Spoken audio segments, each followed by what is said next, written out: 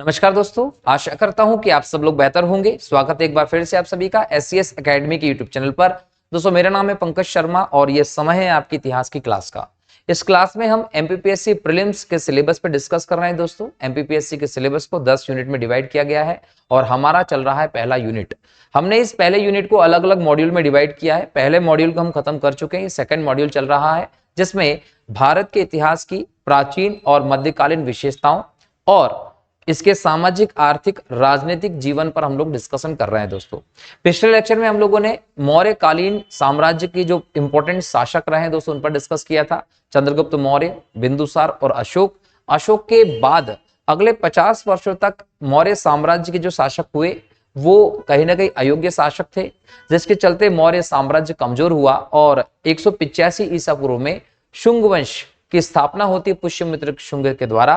पुष्यमित्र शुंग सेनापति था वृहद्रथ का, जो कि अंतिम मौर्य शासक था दोस्तों, और इसकी हत्या करके पुष्यमित्र शुंग ने मगध में 185 ईसा पूर्व में शुंग वंश की स्थापना की। लेकिन हमने पिछले लेक्चर में इन सब बातों को तो देख लिया था। यहां पर मौर्य काल की अगली जो चीजें हैं दोस्तों वो रह गई हैं, जो एग्जाम की दृष्टि से इंपॉर्टेंट है। तो आज के इस लेक्चर में हम लोग मौर्य काल के दूसरी चीजों को देखेंगे पार्ट 2 के अंतर्गत, जिसमें हम लोग मौर्य काल की प्रशासन की बात करेंगे, मौर्य काल की सामाजिक स्थिति की बात करेंगे और मौर्य काल की आर्थिक व्यवस्था की बात करेंगे। क्लियर दोस्तों? एग्जाम में सीधे सीधे ये दिया गया है, तो एग्जाम में क्वेश्चन आने की संभावना दोस्तों यहां से है, तो इसको बेहतर तरीके से न सिर्फ सुनना है बल्कि इसको नोट भी करते जाइएगा दोस्तों। ठीक है, चलिए तो अंत तक लेक्चर से बने रहें। सबसे पहले हम बात करेंगे मौर्य काल की प्रशासनिक व्यवस्था की। जब दोस्तों मौर्य काल की प्रशासनिक व्यवस्था को देखेंगे तो याद रखिएगा कि यहाँ का जो प्रशासन था वो लोक कल्याणकारी राज्य की अवधारणा पर आधारित प्रशासन था। ध्यान रखिएगा, लोक कल्याणकारी अवधारणा यहाँ पर प्रचलित थी दोस्तों, और कहीं ना कहीं केंद्रीकृत शासन व्यवस्था हम लोगों को यहाँ देखने को मिलती है। भले ही केंद्रीकृत शासन व्यवस्था मौर्य काल में स्थापित हो चुकी हो, लेकिन यहाँ पर निरंकुशता देखने को नहीं मिलती। राजा निरंकुश नहीं होता था। हमेशा यह प्रयास किया जाता था कि इस लोक कल्याणकारी व्यवस्था में जनता का अधिकतम कल्याण सुनिश्चित हो। राजा जनता के कल्याण की दृष्टि से ही काम करता था, बराबर। और यहां हम लोगों को देखने को मिलता है कि मौर्य काल जो है दोस्तों, इसकी पूरी शासन व्यवस्था में अगर हम देखें तो सर्वोच्च लेवल पर हमको राजा की व्यवस्था मिलेगी। राजा को उसके कार्यों में सहायता करने के लिए मंत्री परिषद, मंत्रियों की व्यवस्था मिलेगी। और मंत्रियों की व्यवस्था के बाद यहां पर हम लोग प्रशासन में बात करेंगे दोस्तों कुछ अधिकारियों की। यहां पर अधिकारी का सिस्टम लागू हो जाएगा और अधिकारी के सिस्टम के बाद फिर हम लोग इसी व्यवस्था में मौर्य काल के हम लोग न्याय व्यवस्था की बात करेंगे। न्याय व्यवस्था के बाद मौर्य काल में दोस्तों हम गुप्तचर व्यवस्था की बात करेंगे। गुप्तचर व्यवस्था के साथ साथ फिर इस पूरे सिस्टम को चलाने के लिए जो मौर्य काल में सेना बनती थी उस सेना के बारे में बात करेंगे।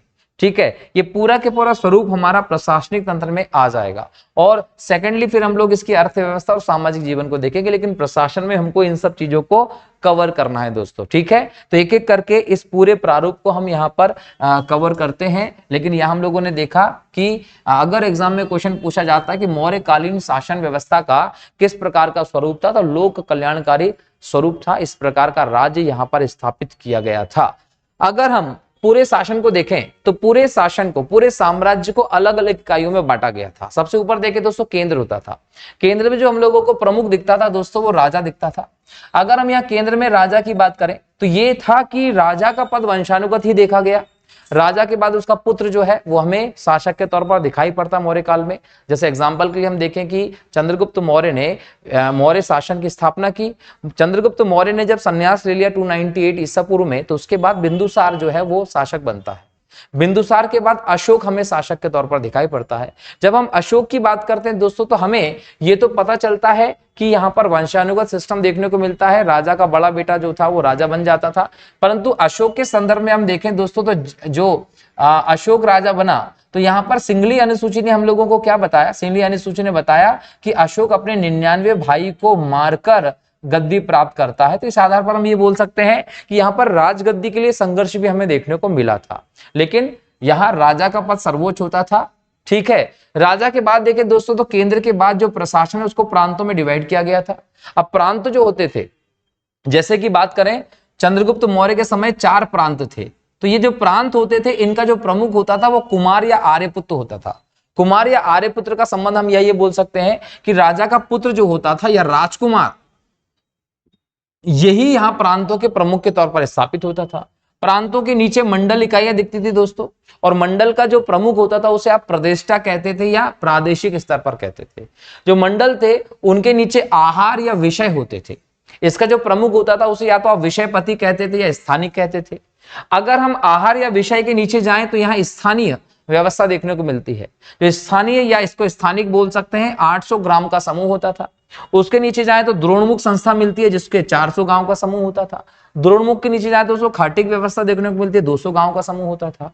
इसके नीचे जाए तो संग्रहण देखने को मिलता है जिसमें 10 गांव का समूह होता था। और सबसे नीचे जाते हैं तो ग्राम प्रमुख व्यवस्था देखने को मिलती है जिसका हेड जो होता था दोस्तों वो ग्रामीणी होता था। तो ग्रामीणी के नेतृत्व में निम्न स्तर पर ग्राम होते थे। ग्रामीणी के अंतर्गत कुछ सैनिकों की व्यवस्था होती थी जो उसके प्रशासन को चलाते थे दोस्तों।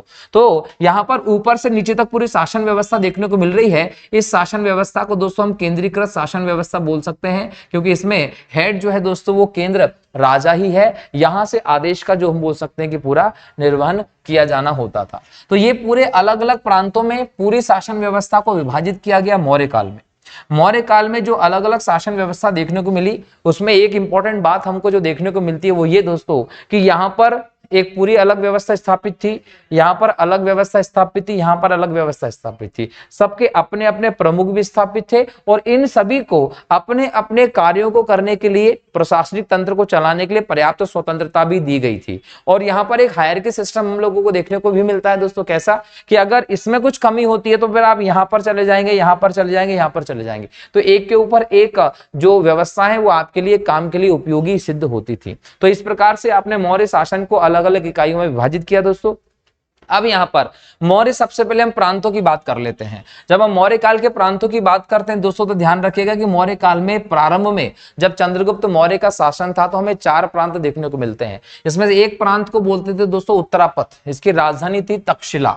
दूसरा मिलता है दक्षिणापथ, इसकी राजधानी थी स्वर्णगिरी। तीसरा मिलता है अवंती, इसकी राजधानी मिलती है दोस्तों उज्जैनी। चौथा मिलता है प्राच्य प्रदेश, ये प्राच्य प्रदेश को आप मध्य देश भी कह सकते थे दोस्तों। इसकी राजधानी मिलती थी पाटलिपुत्र, ठीक है। और पाटलिपुत्र को ध्यान रख लिएगा कि पोलीब्रुथा के तौर पर यूनानी ग्रंथों में लिखा गया दोस्तों। पोलीब्रुथा किसे कहा गया है?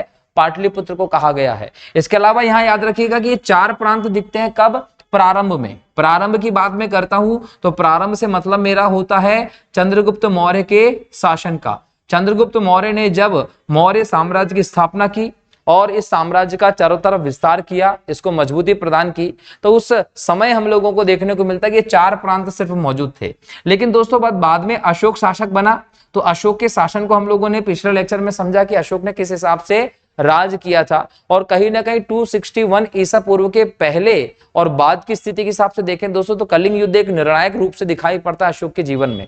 तो कलिंग युद्ध के पहले जिस प्रकार से अशोक साम्राज्य विस्तार की तरफ जा रहा था दोस्तों वो नीति अलग थी और उसका परिणय भी हम लोगों को देखने को मिला कलिंग युद्ध 261 बीसी में। और ये युद्ध बहुत भयानक था। कहीं ना कहीं इस युद्ध के बाद कलिंग जो क्षेत्र था दोस्तों उस पर किसका अधिकार हो गया था? अशोक का अधिकार हो गया था। और अशोक ने जैसे ही कलिंग युद्ध जीता तो कलिंग जो था उसको मौर्य साम्राज्य का एक प्रांत बना दिया गया था, एक मौर्य प्रांत के तौर पर इसको स्थापित कर दिया गया था। अब कलिंग कहाँ है दोस्तों? तो उड़ीसा में है और इसकी राजधानी जो थी तोसली थी। तो ये जो टेबल है, ये जो चीजें हैं, ये आपसे एग्जाम में सीधे क्वेश्चन पूछ सकता है। या तो ये पूछ सकता है कि चंद्रगुप्त मौर्य के समय प्रांतों की संख्या कितनी थी, या ये पूछ सकता है कि चंद्रगुप्त मौर्य के समय 4 प्रांत थे तो 5वां प्रांत कौन सा था और किसने जोड़ा था, या फिर ये पूछ सकता है कि ये जो प्रांत है इनकी राजधानी क्या थी। ठीक है दोस्तों, तो यहां से क्वेश्चन पूछा जा सकता है। तो इस पूरी स्थिति को अच्छे से लिख के और याद करना है। एग्जाम में सीधे सीधे प्रश्न आने की संभावना है क्योंकि आपके सिलेबस में सीधे सीधे कहा गया है सामाजिक, प्रशासनिक, राजनीतिक, आर्थिक व्यवस्था। ठीक है, चलिए अब यहां हम आए तो यहां साप्तांग सिद्धांत की व्यवस्था भी हम लोगों को बहुत इंपॉर्टेंट है दोस्तों। एग्जाम में सीधे सीधे यहां पूछा जा सकता है। क्या हुआ कि मौर्यकालीन जो प्रशासन था उसको हम लोगों ने देखा कि कैसे पूरे साम्राज्य को अलग अलग इकाइयों में बांटा और अलग अलग इकाइयों में प्रांतों का बहुत इंपॉर्टेंट था दोस्तों, क्योंकि प्रांत में जो हेड होता था वो राजा का पुत्र ही होता था, आर्य पुत्र होता था। यहां से उस पुत्र की ट्रेनिंग भी हो जाती थी क्योंकि उसको अगला राजा बनना है। लेकिन यहाँ पूरे साम्राज्य में साप्तांग सिद्धांत जो है वो बहुत इंपॉर्टेंट होता है।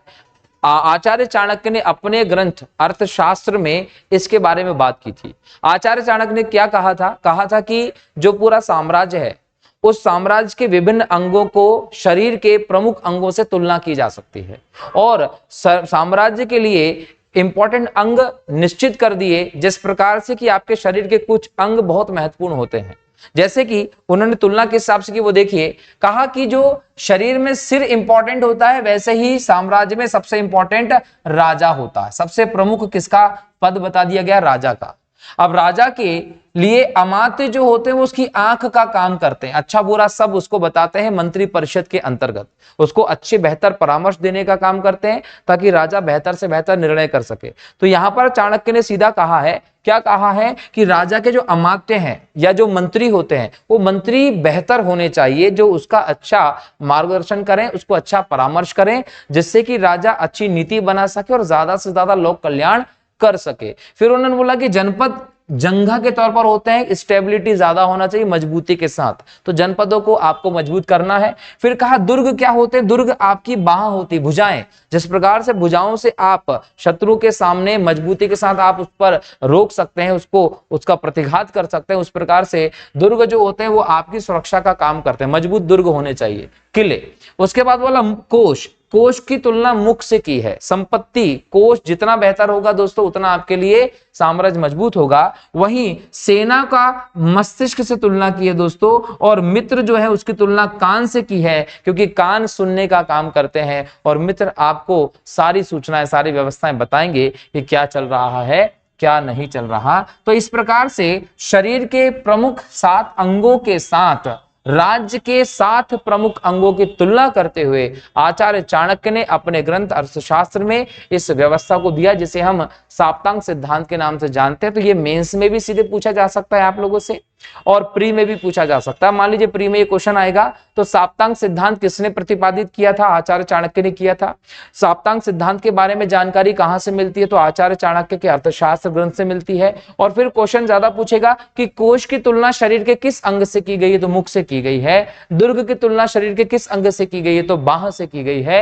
जनपद की तुलना शरीर के किस अंग से की गई? तो जांघ से की गई है। ऐसे क्वेश्चंस भी पूछे जा सकते हैं, तो इस पूरी व्यवस्था को रट लीजिएगा, ये ध्यान रखना है। ठीक, चलिए अब हम लोग यहां पर बात कर चुके हैं कि राजा होगा, राजा की मंत्री परिषद होगी। अब कहीं ना कहीं यहां पर दूसरी चीजों को भी देखना पड़ेगा कि अधिकारी वर्ग क्या थे। तो यहां पर इंपॉर्टेंट है दोस्तों कि अर्थशास्त्र जो ग्रंथ है इसमें मौर्य काल में अधिकारियों की व्यवस्था को डिटेल में बताया गया है। यहां पर बताया गया है कि अर्थशास्त्र में कई उच्च पदाधिकारी नियुक्त किए जाते थे, और जो उच्च पदाधिकारी नियुक्त किए जाते थे उन पदाधिकारियों के लिए शब्द यूज किया जाता था, वो होता था दोस्तों तीर्थ।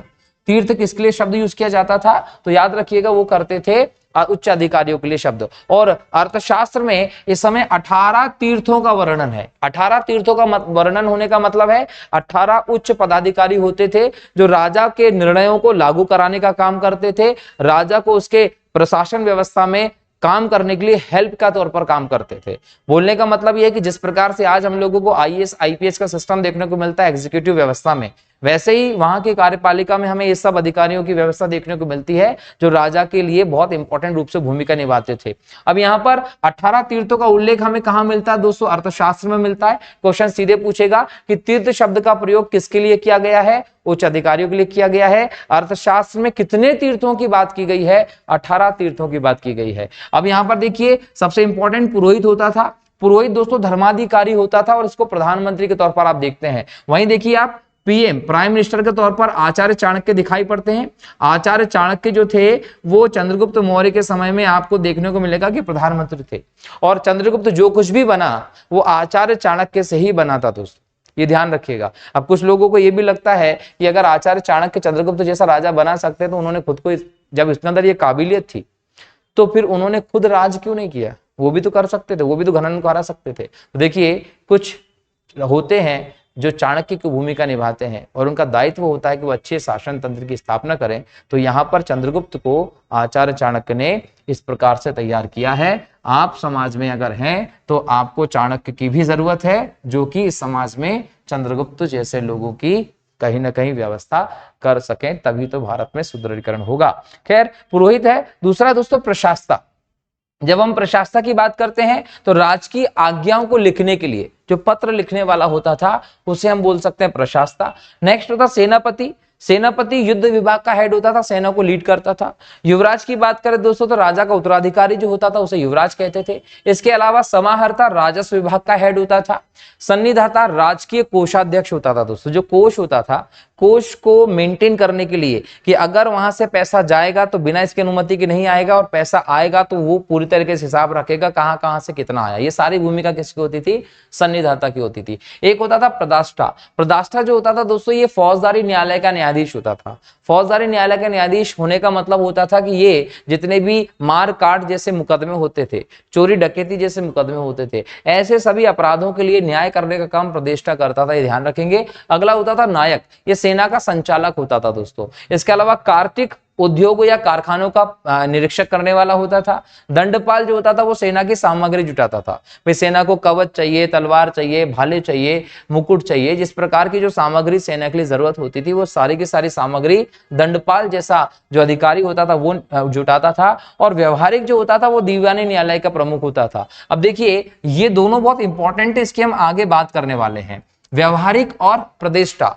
प्रदेष्टा फौजदारी न्यायालय के लिए जाना जाता था और व्यवहारिक दीवानी न्यायालय के लिए जाना जाता था। मतलब शादी के, तलाक के, संपत्ति के जो विवाद होते थे वो दीवानी मामलों के अंतर्गत आते थे और इसके लिए व्यवहारिक न्यायाधीश को नियुक्त किया गया था। नागरक का पद भी था जो नगर कोतवाल के तौर पर काम करता था दोस्तों, और दुर्गपाल जैसा पद भी स्थापित किया गया था जो दुर्गों की रक्षा के ध्यान रखता था। ठीक है, ठीक, ये सारी व्यवस्थाएं थी। इसके अलावा देखिए अंतपाल सीमावर्ती दुर्गों का रक्षक होता था।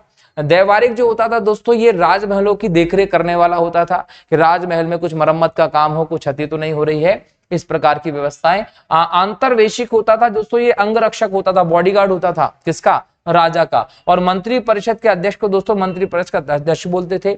आठविक जो होता था वो वन विभाग का प्रमुख होता था। तो ये अर्थशास्त्र के 18 तीर्थ रहे जिनके बारे में आचार्य चाणक्य ने व्यवस्था की है, और मौर्यकालीन प्रशासन में इन्होंने बहुत इंपॉर्टेंट रोल प्ले किया था दोस्तों। अगर ये ना हो तो कहीं ना कहीं शासन व्यवस्था हम लोगों को विखंडित होती दिखाई पड़ेगी या कमजोर होती दिखाई पड़ेगी। इसके अलावा कई सारे हम लोगों को ये उच्च अधिकारी तो देखने को मिले, लेकिन उच्च अधिकारियों के अलावा कई सारे अध्यक्ष भी देखने को मिलते हैं। ये अध्यक्ष जो थे जो तो अलग अलग जगह पर काम करते हैं, हम लोगों को दिखाई पड़ते हैं। जब हम इन अध्यक्ष की बात करते हैं तो यहाँ से सीधे सीधे एग्जाम में क्वेश्चन आ सकता है। क्वेश्चन क्या करेगा आपको एग्जाम में, या तो ये लिख के दे देगा या लिख के दे देगा और आपको बताना होगा। जैसे कि पण्याध्यक्ष होता था, ये दोस्तों वाणिज्य का अध्यक्ष होता था। पोतवाध्यक्ष होता था, ये मापतौल विभाग का अध्यक्ष होता था। सूनाध्यक्ष होता था बूचड़ खाने का अध्यक्ष, जहां पर जानवरों को काटा जाता था उस व्यवस्था को सूनाध्यक्ष संभालता था। कुप्याध्यक्ष होता था दोस्तों वन संपदा का अध्यक्ष होता था।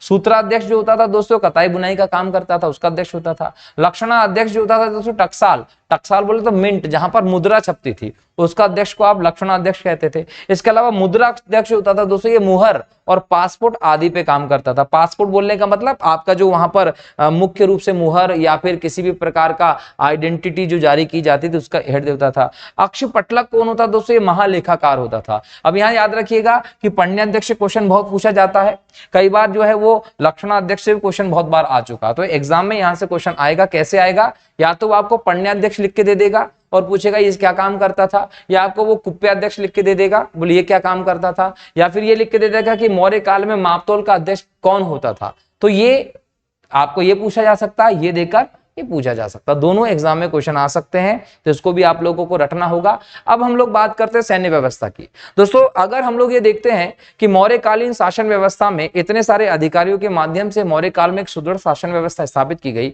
और ये भी देखते हैं कि पूरब से पश्चिम, उत्तर से दक्षिण एक बहुत बड़ा सुदृढ़ संगठित साम्राज्य मौर्य शासकों के द्वारा स्थापित किया गया था। तो ये सुदृढ़ संगठित शासक जो कि मौर्य शासन के द्वारा स्थापित किया गया दोस्तों, इसको ऐसे तो नहीं स्थापित कर दिया होगा। इतना बड़ा शासन स्थापित करना और उसे इतने लंबे समय तक संचालित करना आसान नहीं है। अगर इतना बड़ा साम्राज्य, सुदृढ़ साम्राज्य स्थापित किया गया और उसको लगभग 100 से ज्यादा सालों तक संचालित किया गया, तो बिना किसी मजबूत सुदृढ़ बड़ी सेना के संभव नहीं था। तो यहां पर मौर्य साम्राज्य की इतनी सफलता के पीछे उसकी सेना को भी देखा जाता है दोस्तों। यहां याद रखिएगा कि मौर्य काल की जो सेना थी वो संगठित सेना थी, उस समय की सबसे विशाल सेना के तौर पर आप मौर्य सेना को देखते हैं दोस्तों। और इनकी सेना को आचार्य चाणक्य ने चतुरंग बल सेना के तौर पर वर्णित किया है। उन्होंने कहा है कि चंद्रगुप्त मौर्य की सेना या मौर्य काल की जो सेना थी वो चतुरंग बल सेना के तौर पर थी। अब चतुरंग बल सेना का मतलब यहाँ की सेना में 4 इंपॉर्टेंट पार्ट दिखाई पड़ते हैं। बोला जाता है पैदल सैनिक, तो बोले इनमें पैदल सैनिक भी थे। और पैदल सैनिक को लेकर मेगास्थनीज की इंडिका क्या कहती है कि इस समय लगभग 6 लाख पैदल सैनिक थे मौर्य सेना में। मौर्यों की सेना में लगभग 6 लाख पैदल सैनिक थे। एक बहुत विशाल सेना में दिखाई पड़ती है ये। इसके अलावा बोला पैदल सैनिक के अलावा घुड़सवार जो होते थे ये भी चंद्रगुप्त मौर्य की सेना या मौर्य कालीन सेना का एक इंपॉर्टेंट अंग था। वो बोले कितने घुड़सवार थे, तो लगभग 50,000 के आसपास यहाँ अश्वारोही देखने को मिलते हैं। तीसरी जो इंपॉर्टेंट सेना देखने को मिलती है दोस्तों, हस्ती सेना, मतलब हाथियों की सेना। बोला जाता है कि लगभग 9,000 के आसपास हाथी थे चंद्रगुप्त की सेना में। तो इतनी मजबूत सेना का यहाँ पर आपको व्यवस्था देखने को मिलती है। और चौथा इंपॉर्टेंट जो अंग देखने को मिलता है रथ। रथ लगभग 800 के आसपास थे। तो उस समय दोस्तों हाथियों का बहुत इंपॉर्टेंस होता था। जैसे जैसे समाज बदलता चला गया, राजनीतिक व्यवस्था बदलती चली गई, वैसे वैसे हाथियों की सेना का इंपॉर्टेंस कम होता चला गया दोस्तों। हमें बहुत बाद में हाथियों की सेना देखने को नहीं मिलती है और आज तो हमें देखने को मिलती नहीं है ना। तो यहां समझिएगा कि सेना में पैदल सैनिक, घुड़सवार सैनिक, हाथी सैनिक, रथ सैनिक होते थे। ठीक है। और यहां बड़ी मात्रा में चंद्रगुप्त मौर्य के पास या मौर्यकालीन शासकों के पास सेना थी दोस्तों। कई जगह पर यह भी देखने को मिलता है कि ये जो सेना थी दोस्तों, ये कहीं ना कहीं धनानंद की सेना का ही एक रूप देखने को मिलता है। क्योंकि जब धनानंद का शासन था तो उसके पास भी बहुत बड़ी सेना मौजूद थी। उसके पास जो बहुत बड़ी सेना थी, जब उसी साम्राज्य पर चंद्रगुप्त मौर्य का अधिकार हो गया तो वो सेना चंद्रगुप्त मौर्य के साथ हो गई। हालांकि चंद्रगुप्त मौर्य ने उस सेना का और सुदृढ़ीकरण किया और उसको और संगठित करके बड़े साम्राज्य को लगातार चलाने के लिए स्थापित किया दोस्तों। ठीक है। अब एक व्यक्ति है जिसका नाम है दोस्तों जस्टिन। जस्टिन ने भी चंद्रगुप्त मौर्य की सेना का वर्णन किया। यहां पर इंडिका में मेगास्थनीज ने तो किया ही किया है, लेकिन जस्टिन ने भी चंद्रगुप्त मौर्य की सेना का वर्णन किया है। और चंद्रगुप्त मौर्य की सेना को जस्टिन कहता है कि डाकुओं का गिरोह था। अब यह भी समझ में आता है कि इसको डाकुओं का गिरोह क्यों कहा गया। डाकुओं का गिरोह इसलिए कहा गया कि जब आप डाकुओं की वेशभूषा देखेंगे तो देखा होगा ना, पूरा काले कपड़े पहनते थे, मुंह पर काला कपड़ा लगा लेते थे, काली पगड़ी पहनते थे, सिर्फ आंखें दिखती थी, वो भी लाल तिलक लगा के। तो कुछ इसी प्रकार से चंद्रगुप्त मौर्य के सैनिक भी तैयार होते थे।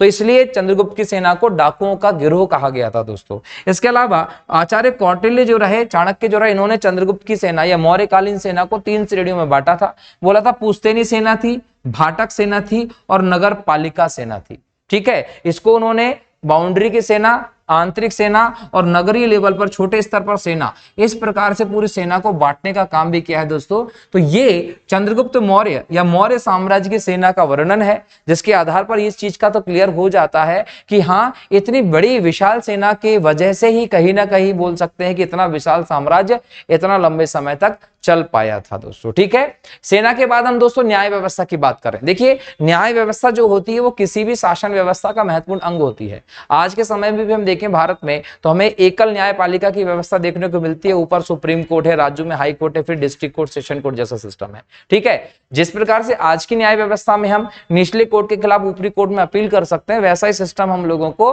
मौर्य काल में भी दिखाई पड़ता है। यहाँ पर जो न्याय व्यवस्था है दोस्तों, वो भी एक क्रम में दिखाई पड़ती है। निचले स्तर से लेकर ऊंचले स्तर तक न्याय व्यवस्था के लिए अलग अलग न्यायालय मौजूद थे। दीवानी न्यायालय अलग थे, फौजदारी न्यायालय अलग थे। जिस प्रकार से हमें वर्तमान समय में भारत में व्यवस्था देखने को मिलती है। अगर हम इनकी न्याय व्यवस्था को देखें तो यह ध्यान रखिएगा कि न्याय व्यवस्था का जो सर्वोच्च अधिकारी होता था वो शासक होता था। मतलब हम ये बोल सकते हैं कि जो सम्राट है वो सर्वोच्च न्यायाधीश होता था। सम्राट का न्यायालय ही सबसे बड़ा न्यायालय होता था, अंतिम न्यायालय होता था। मतलब ये है कि प्रशासन की हमने जितनी भी इकाई पढ़ी है, गांव से लेकर तो राष्ट्र तक, हर इकाई पर अपना अपना एक सेपरेट न्यायालय था। ग्रामीण लेवल से उच्च लेवल तक हर स्तर पर हमें न्यायालय देखने को मिलता है। लेकिन अगर किसी भी न्यायालय का में कोई व्यक्ति जाता है और उसको वहां से संतुष्टि नहीं होती है तो वो ऊपर वाले न्यायालय में जा सकता है, फिर उसको ऊपर वाले न्यायालय में जा सकता था। और अंतिम न्यायालय उसके पास जो होता था दोस्तों, वो सम्राट का न्यायालय होता था, जिसके बाद आपको कोई दूसरा न्यायालय देखने को नहीं मिलता है। यहाँ सबसे छोटा न्यायालय ग्राम सभा का होता था। इसके ऊपर संग्रहण का, द्रोणमुख का, स्थानिक का, जनपद के न्यायालय मौजूद थे। इन सबसे अगर कोई असंतुष्ट है तो वो राजा के पास जा सकता था। अर्थशास्त्र की जब हम बात करें दोस्तों, तो अर्थशास्त्र में मौर्यकालीन न्याय व्यवस्था पर बहुत डिटेल में वर्णन किया गया है, विशद वर्णन किया है दोस्तों। और जब हम अर्थशास्त्र की न्याय व्यवस्था को देखते हैं तो यहाँ पर आचार्य कौटिल्य ने दो प्रकार के न्यायालय का उल्लेख किया है। एक धर्मस्थीय, इसको धर्मस्थीय बोलते हैं दोस्तों, याद रखिएगा धर्मस्थीय, और दूसरा बोला जाता है कंटक शोधन। अब कंटक शोधन जो है दोस्तों, ये था फौजदारी मामला, फौजदारी न्यायालय कहा जाता था। और धर्मस्थी को बोला जाता था दोस्तों दीवानी न्यायालय, दीवानी न्यायालय और फौजदारी न्यायालय। आज के भांति जैसे हमारे देश में अभी सिविल कोर्ट अलग होती है और क्रिमिनल कोर्ट अलग है, तो सिविल कोर्ट क्रिमिनल कोर्ट जैसे केसेस आज हमें देखने को मिलते हैं, उसी प्रकार से हमें दीवानी और फौजदारी दोनों व्यवस्थाएं पहले देखने को मिलती थी। यहां पर क्या होता था कि चोरी के, डकैती के, है ना, हत्या के, मार काट के, ये जो केसेस होते थे आपराधिक, ये मुद्दे जो होते थे वो यहां लेके जाया जाता था फौजदारी में। और जब यहाँ दीवानी न्यायालय की बात करते थे तो यहाँ पर क्या होता था, संपत्ति के विवाद जो होते थे, है ना, यहाँ पर शादी के, तलाक के, ये जो विवाह होते थे, ये सारे के सारे विवाद जो थे वो कहाँ ले जाए जाते थे, ये सब के सब धर्मस्थी न्यायालय में ले जाए जाते थे, अर्थात दीवानी न्यायालय में ले जाए जाते थे। और मैंने अभी पिछली स्लाइड में आप लोगों को बताया था कि जो दीवानी न्यायालय होते थे उसका न्यायाधीश होता था व्यवहारिक न्यायाधीश, ठीक है, और फौजदारी न्यायालयों के न्यायाधीश को क्या बोलते थे, प्रतिष्ठा। तो ये दो न्यायाधीश यहां पर हमें देखने को मिलते थे। लेकिन सर्वोच्च न्यायालय जो होता था दोस्तों, वो राजा का ही न्यायालय होता था।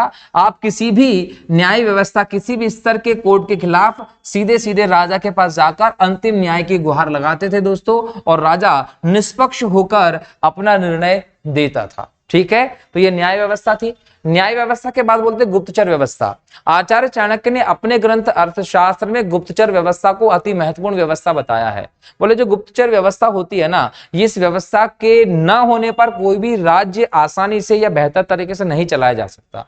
क्लियर, ये माना गया है कि बिना किसी बेहतर गुप्तचर व्यवस्था के संगठन के राज्य का चलना, बड़े साम्राज्य का चलना बिल्कुल नामुमकिन सा होता है। अगर हम भारत में आज की बात कर लें दोस्तों, तो भारत में आज के समय में raw, research and analysis wing, दूसरी बात आईबी, इंटेलिजेंस ब्यूरो, ये हमारे सिस्टम है दोस्तों, जो हमारे लिए कहीं ना कहीं खुफिया जानकारी जुटाते हैं। अजित डोभाल जी को आप लोग जानते हैं किस प्रकार से उन्होंने देश के लिए काम किया है। तो जैसे आज हम लोगों को हर देश की अलग अलग इस प्रकार की खुफिया एजेंसी देखने को मिलती है, वैसे पुराने समय में भी होती थी। आचार्य चाणक्य ने गुप्तचर व्यवस्था पर भी प्रकाश डाला है, और हम लोगों को यहाँ दिखाई पड़ता है कि गुप्तचर व्यवस्था यहाँ पर बहुत सुदृढ़ दिखाई पड़ती है। और गुप्तचर विभाग यहाँ पर अलग से स्थापित किया गया था। गुप्तचर विभाग का जो सबसे बड़ा हेड होता था दोस्तों, उसको बोलते थे महामात्य सर्प। महामात्य सर्प अगर एग्जाम में जाए तो क्या बताएंगे आप, कि ये सर्वोच्च अधिकारी था, गुप्तचर व्यवस्था का हेड था। इसके अलावा जो सामान्य गुप्तचर होते थे उन्हें गूढ़ पुरुष कहा जाता था। तो एग्जाम में क्वेश्चन पूछेगा कि गूढ़ पुरुष किसे कहते थे, गुप्तचरों के लिए गूढ़ पुरुष कहते थे दोस्तों। और गुप्तचरों का जो प्रमुख अधिकारी था उसे सर्प महामात्य कहा जाता था। अब सर्प महामात्य और महामात्य सर्प में अंतर है। महामात्य सर्प पूरे डिपार्टमेंट का, पूरे साम्राज्य का जो गुप्तचर सेट होता था उसका हेड होता था महामात्य सर्प। और अलग अलग इकाई पर जो छोटे छोटे गुप्तचर के लेवल थे उन पर आपको सर्प महामात्य देखने को मिलता था। और नॉर्मली जो गुप्तचर होते थे एजेंट, उनको आप गूढ़ पुरुष कहते थे। ये पूरा सिस्टम अर्थशास्त्र में आचार्य चाणक्य ने बताया है। और आचार्य चाणक्य ने अपने ग्रंथ अर्थशास्त्र में यह भी बताया है कि दो प्रकार के गुप्तचर होते थे। कितने प्रकार के गुप्तचर? दो होते थे। एक गुप्तचर होते थे संस्था और एक होते थे संचार। जो संस्था गुप्तचर होते थे दोस्तों, वो एक जगह रहकर गुप्तचरी करते थे, एक जगह रहकर गुप्तचरी करना। और जो संचार होते थे दोस्तों, ये ऐसे होते थे जो घूम घूम कर एक जगह से दूसरी जगह पर जा जाकर जानकारियां जुटाते थे। तो ऐसा सुदृढ़ गुप्तचर व्यवस्था हम लोगों को यहां पर दिखाई पड़ता है। जो गुप्तचर व्यवस्था दोस्तों कहीं ना कहीं हमारे साम्राज्य की एक प्रकार से आंतरिक और बाहरी सुरक्षा को निर्धारित करने का काम करते थे। अगर गुप्तचर नहीं होते तो साम्राज्य के प्रति किसी पड़ोसी राजा का या किसी भी व्यक्ति का अगर कोई षड्यंत्र होता था उसका पता नहीं चल पाता था। और षड्यंत्र का पता नहीं चल पाता था तो राजा पहले से ही संबंधित संकट के प्रति सचेत नहीं होता था, जिसकी वजह से उसे हार का सामना करना पड़ सकता था। कभी कभी ऐसा होता था कि साम्राज्य के भीतर ही कुछ लोग ऐसे होते थे जो साम्राज्य के खिलाफ होते थे, उनकी महत्वाकांक्षाएं जाग जाती थी, राजा के खिलाफ दूसरी शक्ति की सहायता करने पर होते थे। तो ऐसे लोगों को भी गुप्तचर व्यवस्था के माध्यम से बाहर निकाला जाता था और साम्राज्य की रक्षा सुनिश्चित होती थी। लेकिन देखिए, गुप्तचरों के अलावा भी अगर हम लोगों को शहर की व्यवस्था को निकालना हो तो अलग प्रकार के अधिकारियों को देखना पड़ेगा। जैसे हम आज देखते हैं कि हमारी बाउंड्री वाले जो सिस्टम है वहां पर हमारी सेना बिल्कुल तैनात है, सेना जिंदाबाद है पूरी एरिया में। और हमारी अगर सेना ना हो बाउंड्रीज पे तो हम अंदर देश के भीतर क्या शांति से रह पाएंगे? नहीं रह पाएंगे। वहीं पर एक और चीज सोचिए कि अगर हम लोगों को हमारे राज्यों में रहना है, सिटी में रहना है, तो नगर में अगर पुलिस व्यवस्था ना हो तो भी सिस्टम बिगाड़ जाएगा। तो ऐसा सिस्टम जो आज है वही सिस्टम हम लोगों को पहले देखने को मिल रहा था कि पूरे लेवल पर राष्ट्र की सुरक्षा करने के लिए तो सेना थी ही थी, लेकिन आंतरिक लेवल पर भी तो शांति बनाकर रखना है, आंतरिक लेवल पर भी तो अपराधों को रोकना है। तो यहां पर आचार्य चाणक्य ने एक पद का उल्लेख किया है, रक्षण। ये रक्षण जो है दोस्तों, ये पुलिस के लिए प्रयोग किया गया शब्द था। मतलब आंतरिक स्तर पर शांति बनाकर रखना है और व्यवस्था को गड़बड़ होने से बचाना है, अपराधों को रोकना है। तो उसके लिए यहां सेंट्रल लेवल पर, आंतरिक लेवल पर हम देखें, हमें पुलिस व्यवस्था की जानकारी भी मिलती है, जिसके लिए रक्षण शब्द का प्रयोग किया गया है। ठीक है, इसके बाद हम देखें दोस्तों कि प्रशासन व्यवस्था तो कंप्लीट हुई, और उस प्रशासन व्यवस्था को देखें तो आज की प्रशासन व्यवस्था की भांति हम लोगों को बहुत हद तक दिखाई पड़ती है। ठीक है, अब हम लोगों को यहाँ ये देखना है कि अगर प्रशासन से क्वेश्चन पूछता है तो पूरे प्रशासन आप बता देंगे, न्याय व्यवस्था से पूछेगा तो न्याय व्यवस्था बता देंगे, सैन्य व्यवस्था से पूछेगा सैन्य व्यवस्था बता देंगे, गुप्तचर व्यवस्था से पूछेगा गुप्तचर व्यवस्था बता देंगे, और प्रांतीय व्यवस्था जो राजा की है उस पद का पूछेंगे तो आपको वो भी बताना है। तो पूरा सिस्टम क्लियर हो जाता है। अब जाकर हम देखते हैं कि सामाजिक व्यवस्था क्या है। जो भी प्रशासन सेट किया गया था दोस्तों, वो प्रशासन या सेना या पुलिस या न्याय व्यवस्था या गुप्तचर व्यवस्था किसके लिए सेट की गई थी? ये पूरा का पूरा सिस्टम उस समय के समाज, उस समय की प्रजा के लिए सेट किया गया था, क्योंकि बिना प्रजा के कोई भी साम्राज्य रह नहीं सकता। आप किसी साम्राज्य की कल्पना ही नहीं कर सकते अगर वहां पर आपको प्रजा ना मिले तो जो प्रजा है उसके लिए सारी व्यवस्था सेट की गई थी, और प्रजा की क्या स्थिति थी वो हम लोगों को देखने को मिलेगी सामाजिक व्यवस्था से। अगर हम मौर्य काल की दोस्तों साम्राज्य व्यवस्था की बात करें तो यहां पर हम लोगों को कई सारे ऐसे स्रोत मिलते हैं जिससे हमें मौर्य काल की सामाजिक व्यवस्था की जानकारी मिलती है। इन स्रोतों में बात करें दोस्तों, अर्थशास्त्र, आचार्य चाणक्य का अर्थशास्त्र एक राजनीतिक व्यवस्था पर आधारित ग्रंथ तो मिलता है, लेकिन इससे पर्याप्त जानकारी मिलती है हम लोगों को उस समय के समाज की, उस समय की अर्थव्यवस्था की भी। इसके अलावा दोस्तों इंडिका किसने? इंडिका वृत्तांत था मेगास्थनीज का, जो यूनानी राजदूत था, 303 ईसा पूर्व में भारत आया था और चंद्रगुप्त मौर्य के दरबार में भारत आया था दोस्तों।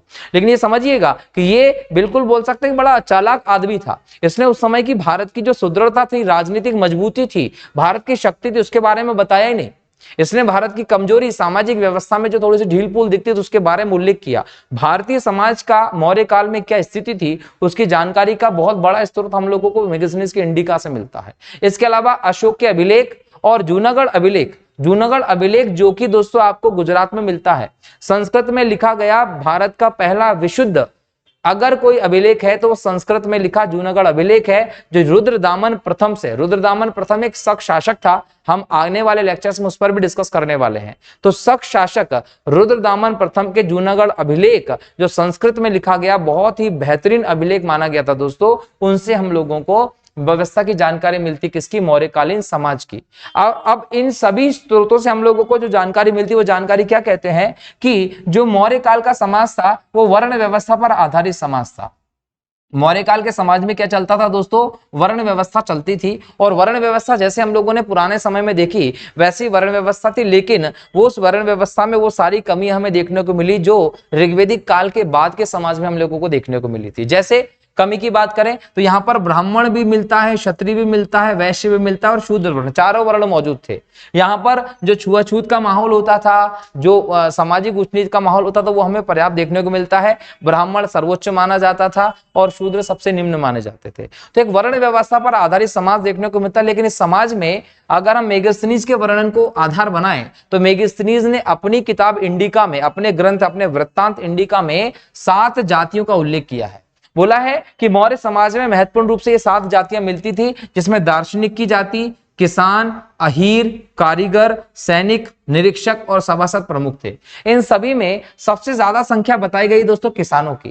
बोले जो खेती किसानी के लोग थे वो यहाँ पर ज्यादा हमें दिखाई पड़ते हैं। ठीक है, तो ये किसकी व्यवस्था थी दोस्तों? ये मौर्यकालीन सामाजिक व्यवस्था, जो कि किसने बताई? हमें मेगास्थनीज ने बताई है दोस्तों। अगर हम यहाँ पर सामाजिक व्यवस्था में जाएं तो दास व्यवस्था को लेकर भी है। अब यहाँ पर अगर हम मेगास्थनीज के वृत्तांत को देख लें, मेगास्थनीज के वृत्तांत को देख लें या स्ट्रेबो के वृत्तांत को देख लें, तो उन्होंने कहा है कि यहां दास व्यवस्था नहीं थी, परंतु आचार्य चाणक्य ने कहा है कि 9 प्रकार के दास होते थे और दासों को मुख्य रूप से खेती के काम हो या मजदूरी के कामों में लगाया जाता था।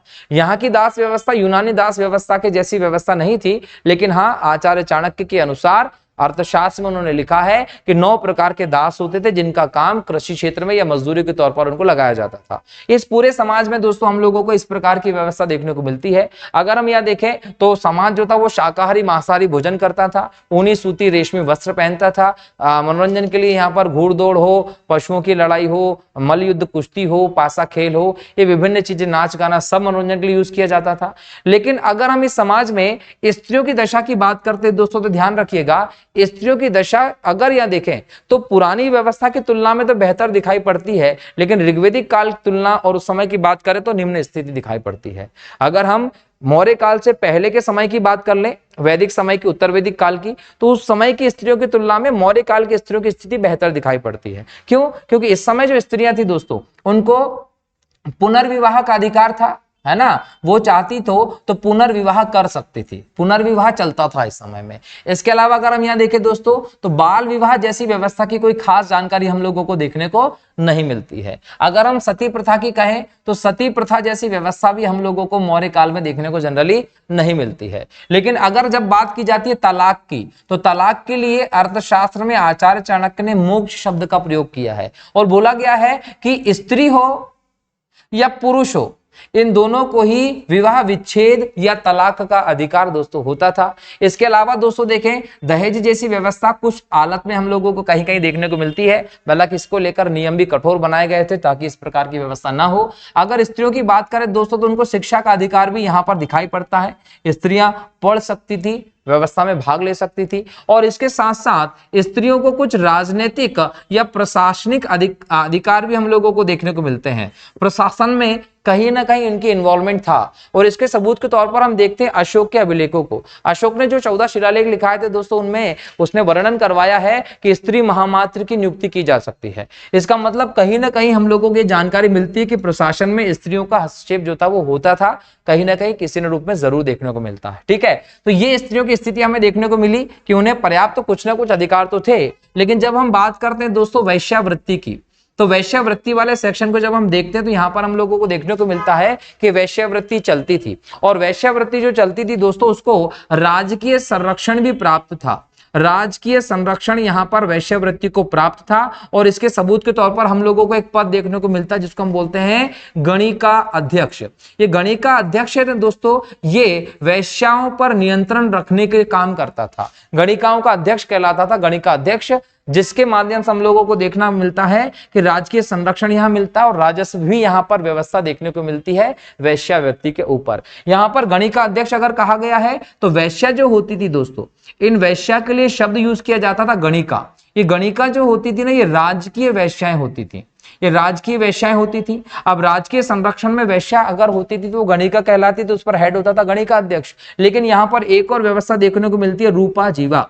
ये रूपा जीवा कौन होता था? तो याद रखिएगा, स्वतंत्र रूप से अगर कोई वैश्यावृत्ति का काम कर रहा होता था तो उसे रूपा जीवा कहा जाता था। तो ये सब जानकारी हमें क्लियर बताती है कि मौर्यकालीन समाज में भी वैश्यावृत्ति चलती थी। हालांकि जब वैश्यावृत्ति की व्यवस्था को देखा गया तो हम लोगों ने यह स्पष्ट देखा था कि ऋग्वेदिक काल में हो या सिंधु घाटी सभ्यता हो या उत्तर वैदिक काल के समाज हो, उस समाज में भी वैश्यावृत्ति चलती थी। लेकिन यहाँ पर हमें देखने को मिल रहा है कि राजकीय संरक्षण में वैश्यावृत्ति चल रही है, और इसके लिए अलग से एक व्यक्ति नियंत्रित करने के लिए भी नियुक्त किया गया है। तो तुलनात्मक तौर पर देखें तो कहीं ना कहीं उत्तर वैदिक कालीन समाज की तुलना में मौर्यकालीन समाज में स्त्रियों की दशा हमें फिर भी बेहतर प्रतीत होती है दोस्तों। ये ध्यान रखिएगा, जिन्हें हम कुछ अधिकार देखते हैं कि दिए गए थे। तो ये मौर्यकालीन सामाजिक व्यवस्था को हम लोगों ने देखा, जिसमें 7 जातियों का उल्लेख किया है किसने? मेगास्थनीज ने अपनी किताब इंडिका में। अब यहाँ इसके बाद हम सामाजिक व्यवस्था से निकलते हैं तो आता धर्म की व्यवस्था। जब हम मौर्यकालीन धर्म की बात करते हैं दोस्तों, तो हम लोगों को ऐसे शासक देखने को मिले हैं जिन्होंने धार्मिक सहिष्णुता की नीति को अपनाया है। अगर मौर्य काल के धर्म को देखें तो यह नहीं कहा जा सकता कि मौर्य काल में किसी पर्टिकुलर एक धर्म को ही ज्यादा ध्यान दिया गया है। हाँ, यह देखने को जरूर मिलता है कि अशोक के द्वारा तीसरी बौद्ध संगति का आयोजन करवाना हो और बौद्ध धर्म के प्रचार प्रसार के लिए इतने बड़े मात्रा में अभिलेख स्थापित करवाना हो और कई सारे देशों में दूतों को भेजना हो, जिसमें महेंद्र और संघमित्रा जो कि अशोक के पुत्र पुत्री थे, उसको उन्होंने श्रीलंका भेजा था बौद्ध धर्म के प्रचार प्रसार के लिए। बौद्ध धर्म के प्रचार प्रसार में अशोक ने कोई कमी नहीं छोड़ी, याद रखिएगा। इसलिए हम अशोक को बौद्ध धर्म का इतिहास का महान संरक्षक भी कहते हैं दोस्तों। लेकिन यहां एक बात समझिएगा कि अशोक जो पहले खुद शैव धर्म का अनुयायी था, तो इसका मतलब शैव धर्म का अनुयायी पहले से रहा है, बाद में बौद्ध धर्म से प्रेरित होकर उसको अपना जरूर लिया, लेकिन इसका मतलब ये नहीं था कि अशोक के द्वारा दूसरे धर्मों की अवहेलना की गई हो। जब हम मौर्यकालीन धार्मिक व्यवस्था को देखते हैं दोस्तों, तो हमें यह देखने को मिलता है वैदिक धर्म को भी महत्व दिया गया, बौद्ध धर्म को भी महत्व दिया गया, जैन धर्म को भी महत्व दिया गया और आजीवक धर्म को भी महत्व दिया गया। यहाँ पर बिंदुसार की जब हम बात करते हैं दोस्तों, तो बिंदुसार जो था वो आजीवक संप्रदाय को ग्रहण करता है। इसके अलावा जैन धर्म की बात करें हम तो चंद्रगुप्त मौर्य जैन धर्म का अनुयायी हुआ, दिगंबर, ठीक है। और यहां बौद्ध धर्म की बात करें दोस्तों तो अशोक जैसा महान संरक्षक हुआ बौद्ध धर्म का। और वैदिक धर्म की बात करें तो यहां पर कई सारे रीति रिवाज, कई सारी परंपराएं ऐसी थी जो वैदिक धर्म से संबंधित थी। अशोक जैसे शासक ने न केवल बौद्ध धर्म को संरक्षण दिया दोस्तों, लेकिन बाकी अन्य धर्मों के लिए भी इसने बहुत सारे काम कराए और गांव के गांव दान दे दिए थे। एग्जाम्पल के लिए मैं कुछ चीज बता सकता हूं, जैसे कि बराबर की गुफाओं में, बराबर की जो गुफाएं रही दोस्तों या पहाड़ी रही, या पहाड़ियों पर अशोक ने 4 गुफाएं बनवाई थी, 4 गुफा बनवाई। इनका नाम था दोस्तों कर्ज, कुछ जगह पर इसका नाम मिलता है कर्ण, एक जगह मिलता है चौपार, एक मिलता है सुदामा और एक मिलता है विश्व झोपड़ी। ये 4 गुफाएं बनवाई अशोक ने, कहां? बराबर की गुफाओं में। और ये किसके लिए बनवाई थी दोस्तों? तो ये बनवाई थी उसने आजीवक संप्रदाय के लोगों के लिए। आजीवक संप्रदाय के जो भिक्षु होते थे उन लोगों के लिए ये चारों के चारों गुफाएं अशोक के द्वारा बनवाई गई थी, ये ध्यान रखिएगा। तो अशोक ने ये काम भी किए, दूसरे धर्मों को दान देने का काम भी किया। तो ये चीजें कहीं ना कहीं हमको बताती हैं कि मौर्य काल में दूसरे धर्मों के प्रति जो नीति रखी गई थी वो भेदभाव की नीति नहीं थी, धार्मिक सहिष्णुता की नीति थी। और हमें इस काल में मूर्ति पूजा के उल्लेख मिलते हैं दोस्तों, ये ध्यान रखिएगा, बराबर। तो ये मौर्य काल की धार्मिक व्यवस्था को हम लोगों ने देखा कि क्या व्यवस्था थी। अशोक ने सांची का स्तूप बनवाया, सारनाथ का स्तंभ बनवाया दोस्तों, ये भी आप लोगों को ध्यान होना चाहिए, जो बौद्ध धर्म से संबंधित है। अब हम बात करें दोस्तों मौर्यकालीन अर्थव्यवस्था। जब हमने बात की मौर्यकालीन राज्य व्यवस्था की, शासन की, मौर्यकालीन प्रशासन की, मौर्यकालीन समाज की, तो इस पूरे सिस्टम को चलाने के लिए एक आर्थिक व्यवस्था की जरूरत जरूर थी। मतलब आप सोचिए कि इतने बड़े लेवल पर धर्म को बढ़ावा देना, समाज के लिए इतना कुछ काम करना, इतने बड़े प्रशासन को संभालना, इतने बड़ी सेना को संभालना, इन सब को बिना राजस्व व्यवस्था के संभव ही नहीं था संभाला जाए। तो यहां हम लोगों को अर्थशास्त्र जैसे ग्रंथ से ही पता चलता है कि मौर्यकालीन अर्थव्यवस्था भी सुदृढ़ हमें दिखाई पड़ती है। अगर हम मौर्यकालीन अर्थव्यवस्था का देखें दोस्तों, तो यह याद रखिएगा कि कृषि हो, पशुपालन, उद्योग हो, व्यापार वाणिज्य हो, ये सभी चीजें हम लोगों को यहां देखने को मिलती है, ये ध्यान रखिएगा। लेकिन इन सभी चीजों में हम देखें सबका लगभग एक जैसा योगदान रहा है, लेकिन सबसे प्रमुख हमें कृषि देखने को मिलती है। क्यों? क्योंकि मौर्यकालीन सामाजिक व्यवस्था हो, जो पूरा सिस्टम है वो कृषि पर आधारित व्यवस्था ही देखा जाता है। अगर हम इसको डिटेल में जाएं दोस्तों, तो राज्य की आय जो होती थी दोस्तों, वो काय से होती थी? राजस्व से होती थी। अब राज्य की आय का जो प्रमुख साधन था वो भूमि कर था। भूमि कर था जो 1/4 से 1/6 के बीच में मौर्य शासक वसूलते थे दोस्तों। हालांकि यहाँ पर समय समय पर हम लोगों को देखने को मिलता है कि टैक्स वसूली में उदारता भी आई थी। जैसे एग्जांपल के लिए मैं कहूं कि अपने शासन के 20वें वर्ष में अशोक ने लुम्बिनी की यात्रा की थी, और लुम्बिनी की यात्रा की थी, और लुम्बिनी सबको पता है कि भगवान बुद्ध की जन्मस्थली रही है। तो जब इसने 20वें वर्ष में लुम्बिनी यात्रा की थी तो इसको टैक्स फ्री कर दिया था, और टैक्स की दर इसने कुछ जगहों पर 1/8 कर दी थी। तो यहां पर उदारता भी हम लोगों को देखने को मिलती है, लेकिन 1/4 से 1/6 के बीच में उपज का जो भाग था वो भूमि कर जो है वो लिया जाता था यहां पर राजस्व के तौर पर। अब यहां ये भी समझिए कि राजस्व के तौर पर भूमि कर लेते थे, तो यहां पर भूमि जो होती थी उस पर निजी स्वामित्व भी होता था, अगर हम देखें भूमि पर निजी स्वामित्व भी होता था, प्लस सरकार की मतलब राजा की भूमि भी होती थी दोस्तों। ठीक है, यहां पर राजा की जो भूमि होती थी उसको सरकारी भूमि बोलेंगे। सरकारी भूमि जो होती थी दोस्तों उसको सीता भूमि कहते थे। क्या बोलते थे? सीता भूमि कहते थे। और जो सीता भूमि होती थी उसको देखरेख करने वाला व्यक्ति सीता अध्यक्ष होता था दोस्तों, याद रखिएगा। इसके अलावा जो यहाँ की जमीन थी, भूमि थी, उसको दो अलग अलग भागों में बांटा गया था। एक बोलते हैं दोस्तों देव मात्रक। क्या बोला जाता है? देव मात्रक। ये देव मात्रक कौन सी भूमि थी दोस्तों? जहां पर वर्षा होती थी और अच्छी खेती होती थी। तो वर्षा के साथ अच्छी खेती होती तो उसे देव मात्रक कहते थे। और दूसरी भूमि होती थी दोस्तों अदेव मात्रक, जो बिना वर्षा के भी जहां पर अच्छी खेती होती थी। ये ऐसे प्रदेश थे जो उपजाऊ मिट्टी के आते थे, याद रखिएगा। तो ये दो भागों में पूरी व्यवस्था को यहां पर बांट दिया गया और सीता अध्यक्ष को सरकारी भूमि के प्रधान के तौर पर स्थापित कर दिया गया। यहां पर याद रखिएगा कि हल जो होता था वो धातु लोहे का प्रयोग किया गया, लेकिन बेसिकली तो लकड़ी का हल ही प्रयोग करते थे। हल से जो रेखा खींची जाती थी उसको सीता रेखा कहा जाता था दोस्तों। और ये भी ध्यान रखिएगा कि कृषि जो थी उन्नत अवस्था में यहां दिखाई पड़ती है। लेकिन अगर हम आय की बात करें दोस्तों तो सिर्फ राजस्व से ही आय हो ये जरूरी नहीं था। आय के अन्य साधन भी थे, जैसे कि जुर्माना लगाकर भी आय ली जाती थी। अलग अलग लोगों पर जुर्माना लगा देते थे, जुर्माना से भी आय होती थी। इसके अलावा समय समय पर मेले आदि का आयोजन होता था, इससे भी यहां आय होती थी। इसके अलावा चुंगी कर जो होता था व्यापार में, उससे भी आय होती थी। तो अलग अलग प्रकार के टैक्स लगाए गए थे इस समय पे, जिनसे कि आय होती थी दोस्तों यहां पर। इसके अलावा अगर हम बात करें तो पशुपालन जो है वो भी यहां पर उन्नत अवस्था में देखने को मिलता है। अलग अलग प्रकार के पशुओं को पाला जाता था। पशु को पालने के पहले उद्देश्य क्या होता था दोस्तों? या तो ये लोग क्या करते थे, व्यापार के उद्देश्य से, आवागमन के लिए, या मांस के लिए, चमड़े के लिए, दूध प्राप्ति के उद्देश्य से पशुपालन करते थे, जिसको राजकीय व्यवस्था के तहत संरक्षण भी दिया जाता था। अगर हम दोस्तों यहां पर उद्योग और वाणिज्य की बात करें तो ध्यान रखिएगा कि यहां उद्योग और वाणिज्य का विकास भी हो, जिसको हम आगे की स्लाइड में देखते हैं। लेकिन यहां समझिएगा कि प्रमुख कर भी हम लोगों को देखने को मिल रहे हैं जो राज्य की आय का साधन था। यहां देखिए सीता राज की भूमि से होने वाली आय थी। भाग उपज का एक हिस्सा लिया जाता था। प्रवेश आयात कर होता था, निष्क्राम में निर्यात कर होता था, प्रणय आपातकालीन कर होता था, हिरण्य नगद लिया जाने वाला कर था। देखिए जो राजस्व ग्रहण था ना, राजस्व दो प्रकार से लिया जाता था। राजस्व कितने प्रकार से लिया जाता था? दो प्रकार से। एक लिया जाता था हिरण्य और एक होता था मेय। मेय का मतलब था दोस्तों अनाज के रूप में। अनाज के रूप में जब कर लिया जाता था उसे मेय कहते थे। और हिरण्य का मतलब यह था कि नगद अगर मुद्रा के रूप में कर लिया जाए तो उसे हिरण्य कहते थे दोस्तों। ठीक है, इसके अलावा सेतुबंध सिंचाई कर था। राज्य की तरफ से जो सिंचाई की व्यवस्था की गई थी उसे आप कहते थे सेतुबंध। विष्टि दोस्तों श्रम और बेगार पर जो कर लगाया जाता उसे विष्टि कहते थे। ठीक है, अब यहां पर हम व्यापार की बात करें तो याद रखिएगा मौर्य काल का जो व्यापार था वो उन्नत अवस्था में दिखाई पड़ता है। उन्नत अवस्था में व्यापार दिखाई पड़ता है और व्यापारिक व्यवस्था में हम लोगों को अलग अलग संगठन दिखाई पड़ते हैं। अलग अलग संगठन में श्रेणी जो होता था दोस्तों उसको शिल्पियों का संगठन कहते थे। निगम जो होता था वो व्यापारियों का संगठन होता था। संघ जो होता था वो महाजनों का संगठन होता था। सार्थवा होता था जो कारवां बनाकर ग्रुप में जो लोग चलते थे उन्हें बोलते थे सार्थवा। ये बेसिकली अनाज का व्यापार करने के लिए बहुत ज्यादा जाने जाते थे। इसके अलावा उद्योग धंधों की हम बात करें दोस्तों उसकी श्रेणी कहते थे।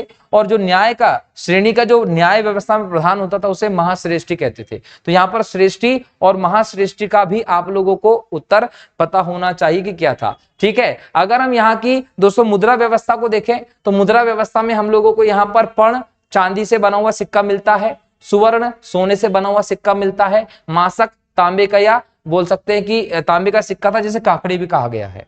ठीक है, मुद्रा अधिकारी जो होता था दोस्तों जो मुद्रा का परीक्षण करता था उसे रूप दर्शक कहते थे। अगर हम बात करें पर्ण की तो यहाँ के अधिकारियों को जो वेतन दिया जाता था उसमें भी हम लोगों को पर्याप्त अंतर देखने को मिलता है। अगर हम यह देखें कि उनकी स्थिति के हिसाब से, योग्यता के हिसाब से अधिकारियों को रखा जाता था और जो सबसे योग्य अधिकारी होता था उसे सबसे ऊंचे पद पर बिठाया जाता था और ऊंचे पद पर बैठे अधिकारी को लगभग 48,000 पर्ण दिए जाते सैलरी के तौर पर।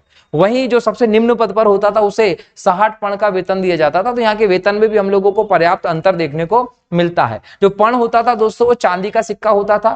3/4 तोला चांदी के बराबर एक पर्ण का सिक्का होता था। इसके अलावा यहाँ पर कुछ आहत मुद्राएं भी जारी की जाती थी। आहत मुद्राएं किसको कहते थे?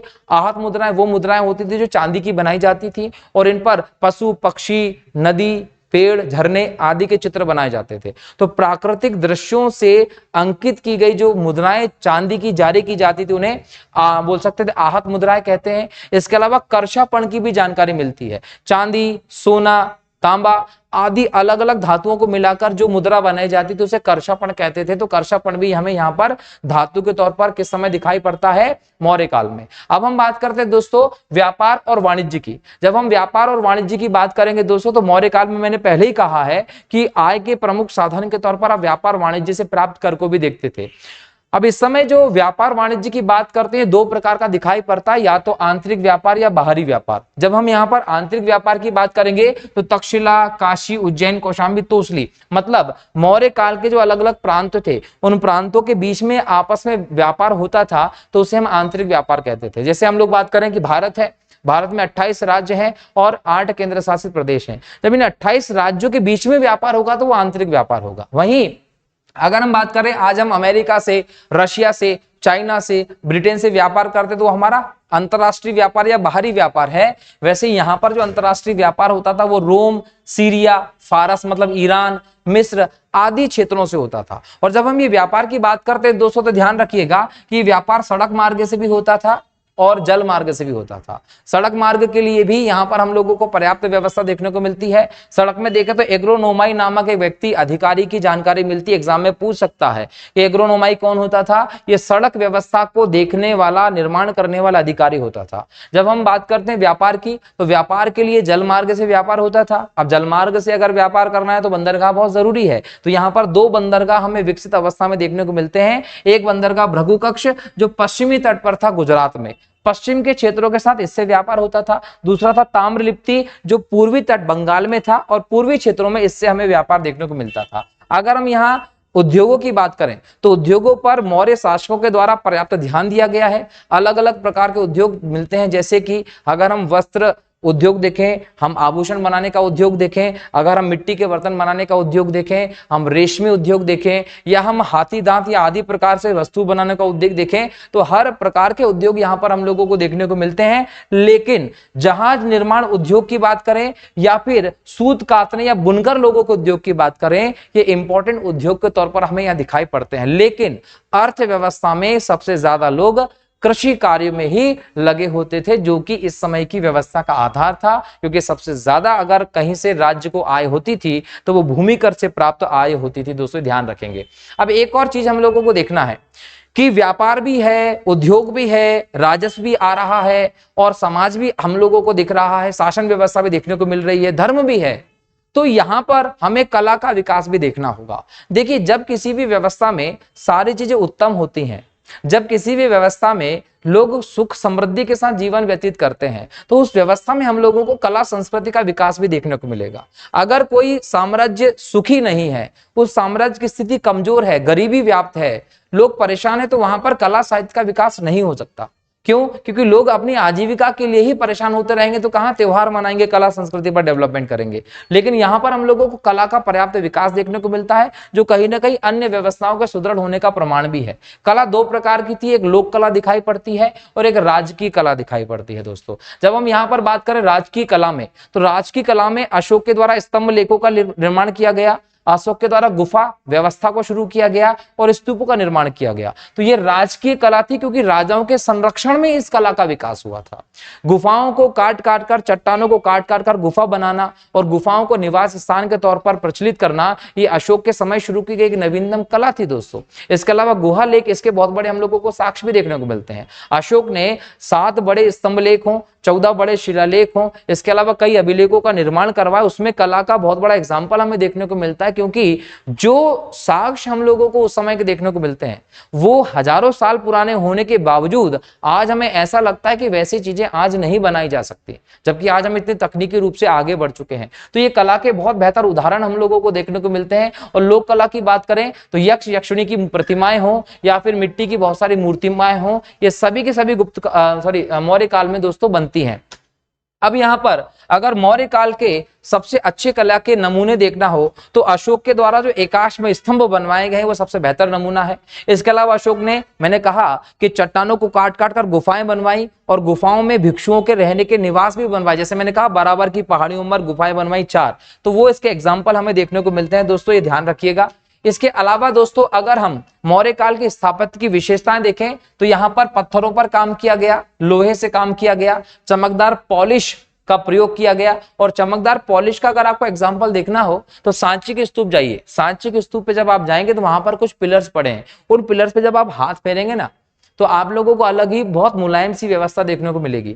2500 साल पुरानी व्यवस्था जिसमें आज भी वो क्वालिटी मौजूद है और चमक में आज के कलर का कोई भी पॉलिश आगे नहीं लगता है। ये आपको साक्षात एग्जाम्पल देखने को मिलेगा। जबकि उस पत्थर पर धूप पानी वानी सब पड़ रहा है तो उस समय की कहीं ना कहीं कला की विशेषताएं बताता है कि किस प्रकार की चीजें वहां प्रयोग की जाती थी। भवन निर्माण में लकड़ी का प्रयोग बहुत बड़े लेवल पर किया गया दोस्तों। इसके अलावा मूर्तियों के निर्माण में यहाँ पर चिपकवा विधि का प्रयोग किया गया है। मतलब यह है कि जैसे आप एक एक छोटी छोटी उंगली में किसी चीज को लेके जरा जरा से चिपकाते हैं या अंगूठी में एकदम ऐसे बांध के और किसी चीज को लगाते हैं, ये पूरा का पूरा सिस्टम हमें यहाँ देखने को मिलता है।